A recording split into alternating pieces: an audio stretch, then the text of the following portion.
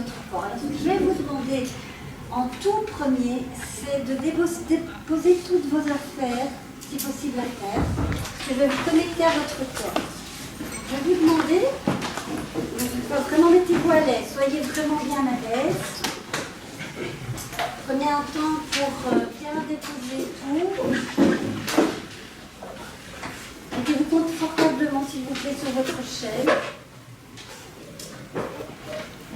Et je vais vous demander de fermer un instant vos yeux. Fermez vos yeux. Et je vais vous demander de vous connecter à l'espace dans lequel vous êtes. Visualisez cette pièce dans laquelle vous êtes et ressentez-la. Est-ce que vous y êtes bien dans cette pièce? Comment vous vous sentez ici et maintenant dans cette pièce? Ressentez aussi l'énergie des personnes qui sont autour de vous. Comment ça se passe, ces personnes qui sont autour de vous? Et ensuite, vous allez doucement revenir à votre corps. Et vous allez sentir vos pieds dans le sol. Sentir vos cuisses et vos os fessiers soutenus par l'assise de la chaise. Sentez cet ancrage de votre corps pour l'instant soutenu par cette chaise. Et ensuite vous allez doucement sentir votre colonne vertébrale qui est aussi soutenue par le dossier de la chaise. Et je vais vous inviter doucement à vous connecter à votre respiration. Sentez-la. Comment était cette respiration dans votre corps? Est-ce qu'elle est fluide? Est-ce qu'elle est douce, profonde? Votre respiration est le soutien de votre corps. Et ensuite, laissez doucement vos épaules. Essayez de relâcher les muscles du visage, de vous détendre complètement. Et juste vous connecter aux sensations que vous avez là dans votre corps maintenant, quelles qu'elles soient. Il n'y a pas de bonnes et de mauvaises sensations, il y a juste des sensations. Et ces sensations vous donnent des informations.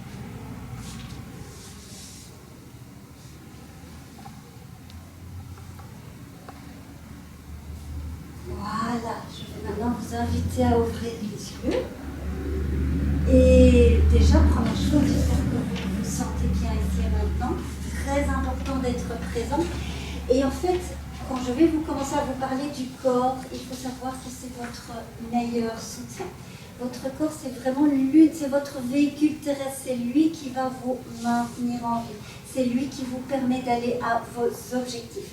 Et la meilleure façon pour moi de vous expliquer quelle est l'importance de votre corps, c'est de vous expliquer d'abord l'expérience que moi j'ai vécue avant d'être où je suis maintenant.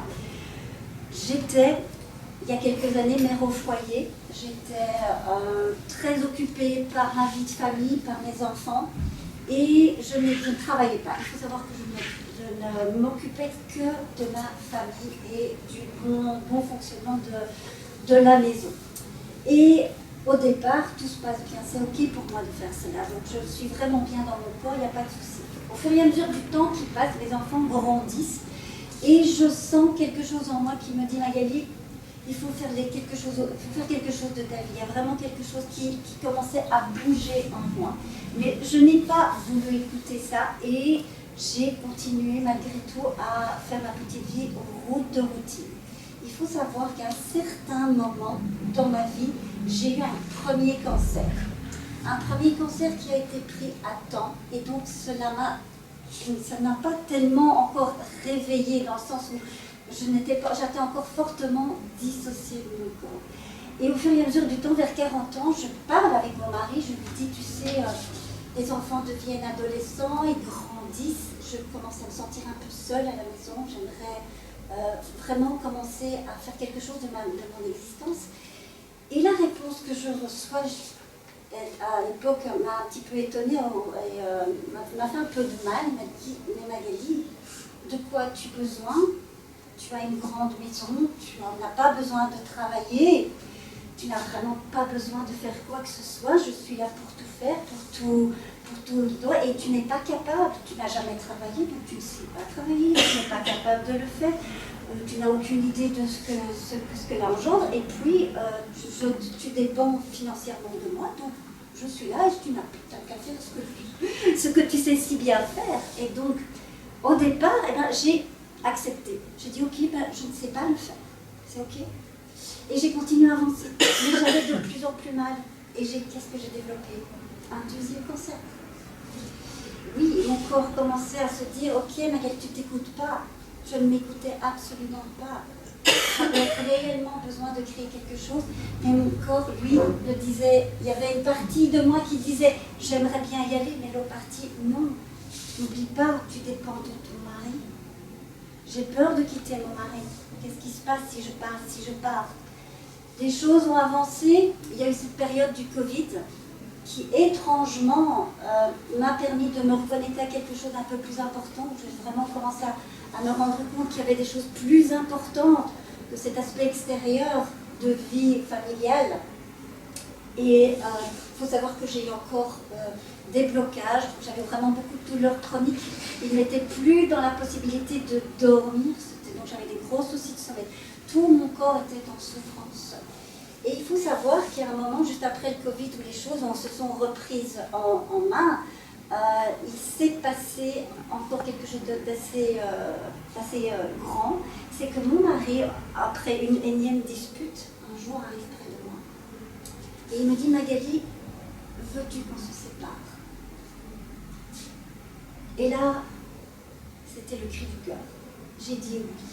J'ai dit oui, je veux partir. Je veux m'en aller. Et en une heure, j'ai pris toute valise et je suis partie de chez moi. Je me suis retrouvée chez ma maman, sans travail, plus de maison, pas d'argent, pas de droit au chômage, 30 ans sans travailler, on n'a pas de droit au chômage, plus d'assurance, pas de mutuelle, puisque je dépendais de la mutuelle de mon mari. Et donc là, qu'est-ce qui se passe? Je rentre dans un gros gouffre. Je descends, je vais de plus en plus mal. Et une seule chose me tient. Une seule chose. C'est ma pratique de yoga. Qu'est-ce qu'elle fait, la pratique de yoga? Eh bien, elle travaille sur mon système nerveux. Elle travaille sur mon corps. Mais je n'en étais pas consciente. Et quand j'ai pris conscience de ce moment, du seul moment où j'étais dans cette période très loin, le seul moment où il y avait de l'espoir, le seul moment où j'avais l'impression d'être en vie, le seul moment où j'avais l'impression de respirer, le seul moment où j'étais soutenue par mon corps, c'était dans ma pratique. Évidemment, je commençais à me poser des questions et je me suis dit, la seule chose que tu sais faire dans l'immédiat, c'est faire du yoga. Donc je me forme en yoga. On commence à parler du système nerveux, je me pose encore des questions, on me parle de sympathique, parasympathique. C'est quoi sympathique, parasympathique? L'un vous met en calme, l'autre vous met en mouvement, mais c'est pas encore très clair. Donc je continue à me former et je me forme en neurobiologie, en théorie polyvagale. Et c'est là que tout va changer. C'est là que je vais réussir à transformer ces doutes, ces peurs, ce manque de confiance, cette timidité que je pensais qui était ma personnalité. Et non, ce n'est pas ma personnalité, c'est juste un état de protection que mon corps a pour me maintenir en vie. Et c'est ceci que je vais maintenant vous partager. Alors, est-ce